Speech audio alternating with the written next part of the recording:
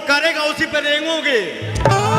हाँ, हमको पता है कि कुछ लोगों की जलने वाली है और जलने की बदबू हमें यहाँ तक भी आ रही है। क्यों? क्या हुई? क्योंकि पवन सिंह का एक और बॉलीवुड धमाका आने जा रहा है। बहुत ही तगड़ा एसबीएम रिकॉर्ड से आएगा, बहुत ही धमाकेदार। कल परसों पोस्ट हुआ है कि कुछ होने वाला है। जो पवन सिंह ने कर दिया है ना, उसी पे रेंगे हो।